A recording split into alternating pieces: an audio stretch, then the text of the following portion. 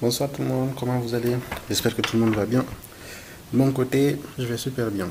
Donc on se retrouve ce soir pour un petit tuto qui va nous faire un tour d'horizon sur les premiers réglages à faire sur Revit ainsi que la création des niveaux. Sans plus tarder, on s'y met. Voilà, quand vous ouvrez l'interface Revit pour un début, vous avez cette interface-là, présentée de cette façon-là. Vous avez les propriétés et vous avez l'arborescence de projet. La première chose que moi je fais, c'est déplacer l'arborescence de projet, c'est-à-dire je la saisis, je l'approche de l'autre côté, histoire d'avoir toute ma visibilité sur mes propriétés. Et donc là aussi, je peux maintenant étendre mon arborescence de projet et avoir une meilleure visibilité. Ensuite, le deuxième réglage que je fais, c'est de régler les unités. Donc, je vais dans Gérer et ensuite Unités. Une fois que j'ai mes unités, je règle la longueur, je la mets en centimètres parce que c'est plus facile pour moi. Dans mon pays, on utilise des murs de 15 et j'aime pas trop écrire 0,15, je préfère écrire 15 directement. Donc, supprimer les zéros en fin de fil pour pas avoir 15,000 et qui garde le 000. Ensuite, je mets 2 décimales, même si ça ne va pas vraiment me servir, je mets 2 décimales. Si jamais vous aimez travailler à mètre, laissez mètre, mais les arrondis, mettez-les à 2 décimales, parce que si jamais vous avez un mur de 0,15 et que vous le dessinez, Revit dans le cotant, il va mettre 0 au lieu de 0,15. Ok, là c'est bon. Les surfaces, je fais la même chose. Donc le mètre carré, 2 décimales, c'est parfait. Le volume, le mètre cube, 2 décimales, c'est parfait. Je peux supprimer les zéros en fin de fil.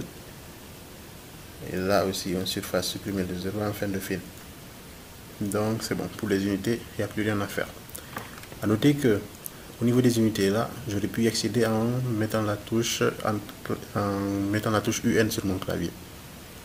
Donc, troisième réglage à faire sont les accrochages. Je clique sur accrochage et j'obtiens cette fenêtre là.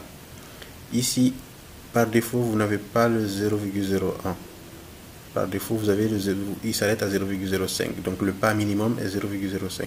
Donc je rajoute toujours le 0,01 pour pouvoir avoir des pas le plus petit possible. Et évidemment, je laisse tous les accrochages activés. C'est bon. Troisième petit élément à faire, je viens d'un fichier, ensuite option. De là, je passe à interface, à graphique. Au niveau du graphique, au niveau de la taille des codes temporaires, je les passe à 18 pour pouvoir voir les codes temporaires le plus grand possible et pouvoir les modifier facilement. Ensuite, je valide. Emplacement de fichier, je ne change rien. Rendu. Si jamais vous avez des éléments, des dossiers où vous avez des textures, vous les rajoutez là en faisant le plus, cliquez là et vous allez chercher votre fichier où vous avez mis vos rendus, vos textures, excusez-moi. Je fais OK et c'est bon. Dernière chose pour les réglages, c'est que si jamais vous perdez la fenêtre des propriétés, que vous perdez la fenêtre des arborescences de projet, ça sera très difficile de dessiner sans ces deux fenêtres là. Donc si jamais vous les perdez, vous passez dans Vue, ensuite interface utilisateur et vous activez propriété, vous activez arborescence de projet. Désolé, mon AutoCAD c'est ouvert, je vais le fermer et on continue. Voilà. Donc maintenant on se met à la création des niveaux. Les niveaux c'est quoi? C'est des lignes, des plans horizontaux qu'on voit en élévation.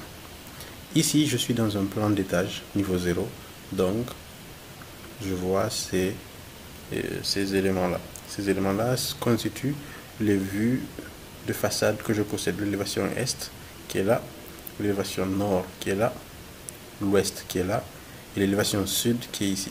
Mon dessin a priori devra se tenir entre ces 4 élévations là pour pouvoir avoir des façades. Donc pour créer les niveaux c'est assez simple, on va se mettre sur une élévation et là on remarque qu'on a 3 niveaux par défaut déjà créés. On va effacer les deux premières Hop.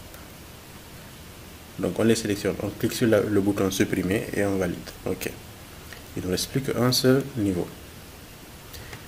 Première chose à faire, je vais renommer ce niveau-là. Donc je clique dessus.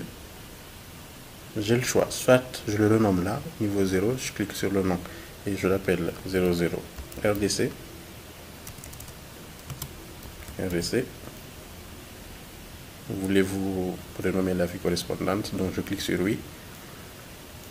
Soit je clique là et je change le nom ici en mettant le nom qui me correspond, 00 RDC. Deuxième point, je peux changer la hauteur de ce niveau-là. Si je clique là et que je mets 100, ce qui veut dire que l'élévation de mon RDC se trouve à 100 cm, soit à 1 mètre. Donc je reviens à 0 parce que je veux que mon RDC soit à 0. Voilà.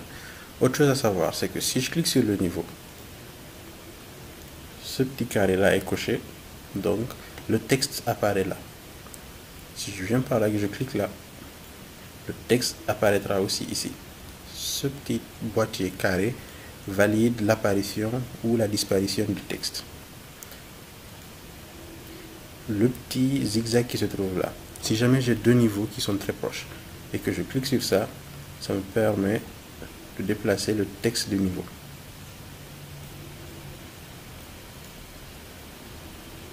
Et si jamais je veux le remettre au même niveau, je prends la boule et je l'aligne simplement.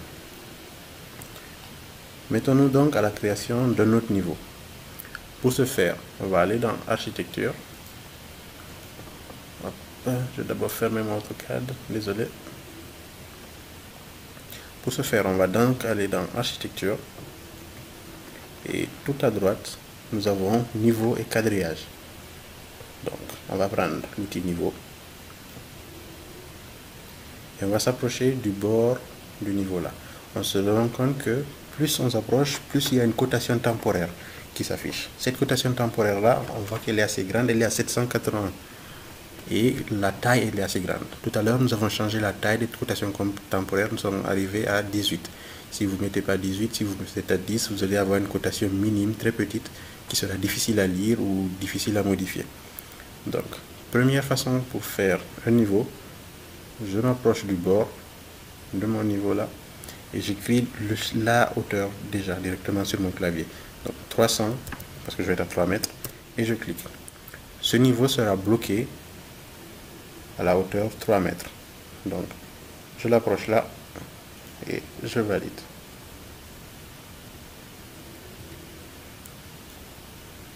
Pour être plus précis, je vais aligner les deux niveaux. Aligner ce niveau là. Et là encore, je vais renommer le niveau. Je vais l'appeler 01 R plus 1. Et je valide. Voulez-vous renommer? Je dis oui. Pourquoi je mets 01 R plus 1? C'est parce que Revit, il va classer les niveaux suivant l'ordre numérique. Donc 00 RDC va être devant. 01 R plus 1 va être ensuite. 02 R plus 2 suivra 01 R plus 1.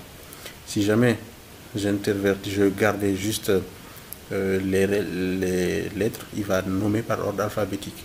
Et je risque d'avoir mon premier étage avant le RDC et ainsi de suite. Alors, on continue la création de nos niveaux.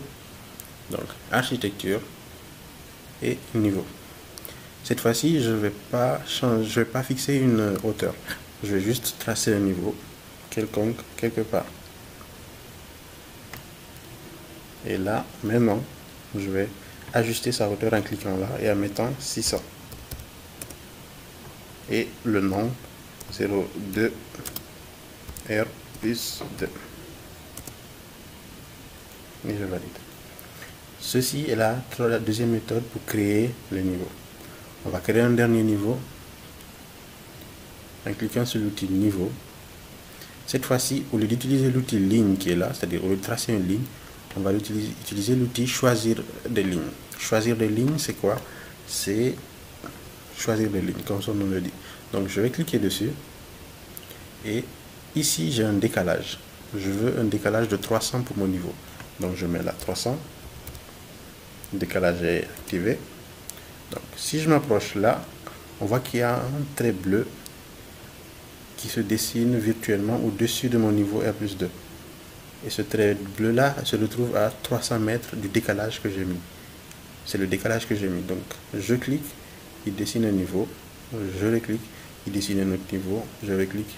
C'est la manière la plus rapide pour dessiner les niveaux avec une hauteur de 300. Donc, je clique, il dessine un niveau, et je clique, il dessine un niveau. Ce qui me fait donc plusieurs niveaux dans ce truc-là. Évidemment, malheureusement, je serai obligé de renommer ici 03. Si vous cliquez sur cette boîte de dialogue là, il va normalement plus vous afficher ça. Donc je fais oui. Ici, on a 04. Ici, on a 05. Et c'est bon. Je vais me permettre d'effacer ces niveaux-là, juste pour garder les niveaux qu'il y a là.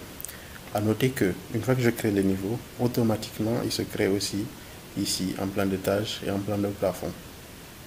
Et de la même manière, si vous êtes sur un Revit 2010, de 2020, les niveaux vont aussi se créer en 3D ici.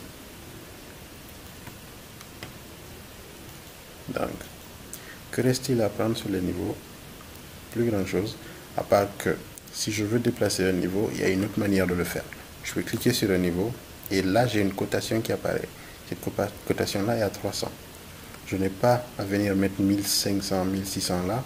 Je peux juste dire que ce niveau là, la distance de ces deux niveaux là, elle est de 400. Mon niveau ira s'adapter à 1600. À noter qu'une chose très importante, c'est que si vous cliquez sur ce niveau là, le niveau sélectionné, quand vous allez déplacer, quand vous allez changer cette cote là, ce sera le niveau qui va se déplacer. En gros, si je clique sur celui-là, j'ai la 400 et là j'ai la 300. Si je mets la 400, c'est pas ce niveau-là qui va se déplacer, c'est celui-là qui va monter. Donc, voilà, celui-là monte à 400, celui-là reste à 300. Donc c'est toujours l'élément sélectionné qui va se déplacer. Ça ne marche pas que pour les niveaux, ça marche sur tous les éléments de Revit. L'élément sélectionné sera l'élément qui va se déplacer.